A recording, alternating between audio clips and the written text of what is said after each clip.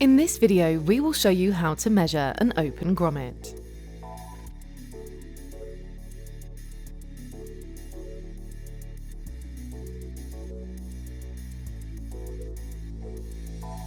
Step 1. First, measure your panel hole. This is dimension A.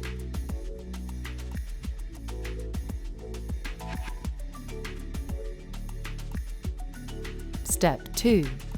Next, measure your panel thickness. This is dimension B.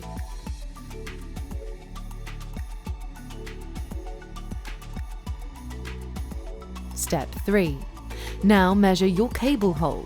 This is dimension C.